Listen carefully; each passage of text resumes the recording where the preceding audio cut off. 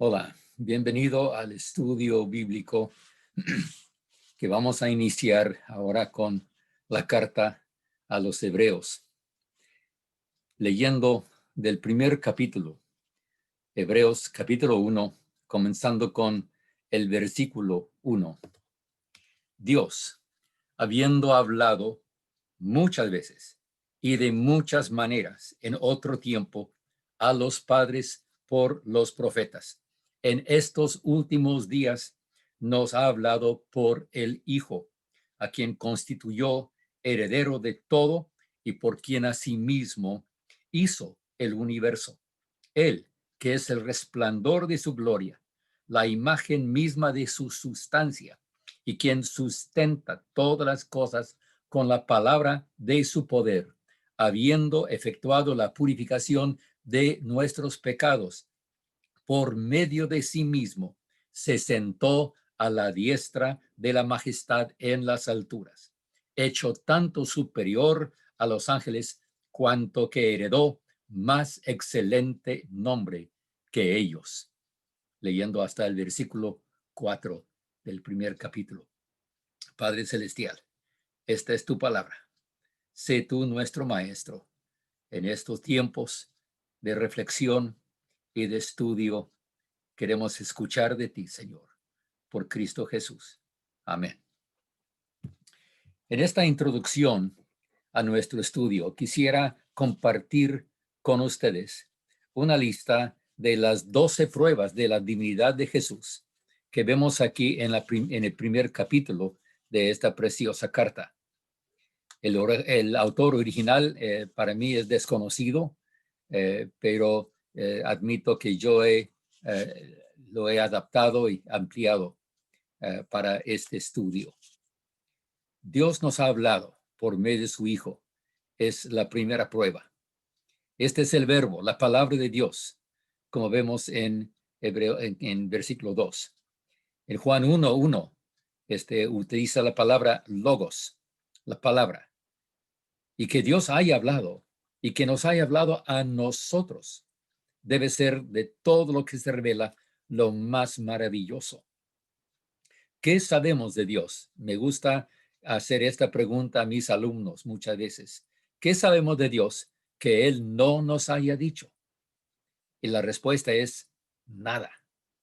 Aun cuando hablamos de la revelación general que viene por la naturaleza, por medio de la creación misma, Él es el Hijo quien nos habla de su grandeza, de su poder, pero es por su revelación especial en su palabra revelada, la palabra viva, la palabra eficaz, la palabra escrita en la Santa Biblia.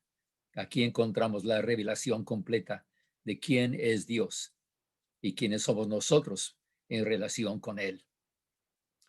La segunda cosa que vemos aquí es que el Hijo es el heredero de todas las cosas.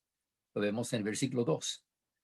La palabra heredero, o también el concepto de primogénito, es el que tiene el privilegio de la autoridad. Aquí no expresa dependencia, sino lo opuesto. Él tiene autoridad, privilegio y honor. Es heredero de todas las cosas. En tercer lugar, Él es el creador y el sustentador del universo, como vemos en versículos 2 y 3. Dios creó con su palabra. Era el verbo mismo, el logos, que estaba ahí en Génesis 1, creando con su voz. Y es Él quien sostiene la creación.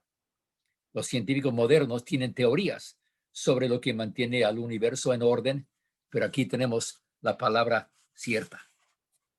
En cuarto lugar, vemos que Él es el resplandor de la gloria divina, la imagen misma de su sustancia, en versículo 3. Otra expresión gráfica de la santidad de Dios. Su gloria no compartirá con otro. Es entonces Dios el Hijo, que se revela en cualquier manera que se puede describir como visible, palpable, sensible, etc. Dios mismo se revela.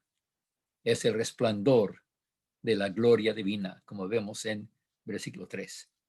Número 5, en nuestra lista de las 12 cosas que comprueban la divinidad de Jesús. Número 5 es el que Él ha provisto la purificación de los pecados. Versículo 3.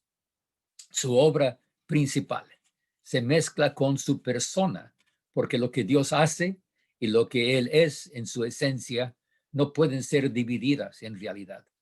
Lo que Dios es, lo hace, y lo que hace demuestra lo que Él es. Y el Hijo es el que revela exactamente la naturaleza de esto. Él ha provisto la purificación de los pecados. En sexto lugar, vemos en versículo 4 que Él tiene más excelente nombre que los ángeles. El nombre Jesús es igual que Josué, Jehová salva. Describe tanto su carácter igual como su obra y su propósito. Su propósito era salvar, y por eso viene Él a este mundo. Más excelente nombre que los ángeles, en versículo 4. Número 7 en nuestra lista él recibió la expresión, mi hijo eres tú. Las pocas veces que Dios Padre ha hablado en persona, personalmente, cuando Jesús fue bautizado, Él recibe esas palabras del cielo. Versículo 5, aquí en el primer capítulo de la carta a los Hebreos. La repetición se verifica su divinidad. Dios no declara a nadie su hijo en este sentido, más que a Jesucristo. Es el único a quien Dios ha llamado, mi hijo eres tú. En el octavo lugar, Él recibe la adoración de los ángeles. Los más altos, los más inteligentes y los más poderosos de sus criaturas son mandados a rendirle honor, amor y adoración. No es uno de ellos, es su creador mismo. Y número 9 en nuestra lista, su trono es el de Dios y se le llama Dios y el ungido. Versículos 8 y 9. Trono, por supuesto, se refiere a la autoridad y gobierno. Ungido es el título que se traduce Mesías, y Cristo es el que es profetizado en el Antiguo Testamento. Y ahora nosotros lo declaramos como el Hijo de Dios, Dios mismo. En el número 10 en nuestra lista, en versículo 10 del primer capítulo, se le llama Señor. Es el término usado en el Antiguo Testamento en griego, en la llamada, en la versión de la Septuaginta, para traducir lo que en hebreo se llama el tetragramatón, las 4 letras del nombre inefable de Dios, el nombre sagrado en el hebreo, que se traduce como Jehová en la Reina Valera. Jesús es Señor. En todo el Nuevo Testamento encontramos esta realidad, que Jesús es el Jehová del Antiguo Testamento. En el 11avo, toda la creación es temporal, pero Él es eterno. Él permanece y sus años no acabarán, como vemos en el versículo 12. De nuevo, solo Dios es esencialmente y por naturaleza eterno. Entonces, si Cristo es eterno, Él tiene también que ser Dios. Es obvio, ¿no? Y en el último punto en nuestra lista, dice en el versículo 13 que Él está sentado a la diestra de Dios y que todos sus enemigos serán puestos por estrado de sus pies. Es otra confesión de autoridad, igualdad y participación de la misma esencia divina. Nadie podría estar a la diestra de Dios Padre, sino Dios el Hijo. En esto hemos comenzado nuestro estudio en cuanto al capítulo 1 de Hebreos, y quisiera terminar con una cita del famoso comentarista Adam Clarke, británico, que escribió hace mucho tiempo. Escuchemos a Adam Clarke comentar sobre esta revelación de Jesucristo.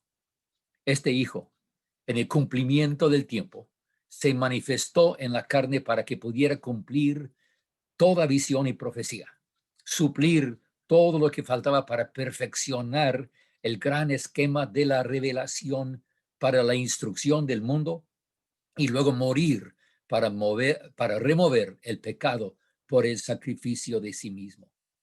La descripción que el apóstol da de este glorioso personaje se eleva más allá de cualquier comparación. Aún en su humillación, su sufrimiento de muerte exceptuado, él es infinitamente exaltado sobre todos los ángeles. Es el objeto de su adoración sin cesar. Es permanente en su trono a la diestra del Padre, y de él reciben ellos sus órdenes de ministrar a aquellos quienes él ha redimido con su sangre. En fin, este primer capítulo, que se puede considerar la introducción a la epístola total, por la importancia de su sujeto, por la dignidad de su expresión, por la armonía y la energía del lenguaje, por lo compacto y a la vez la distinción de sus ideas.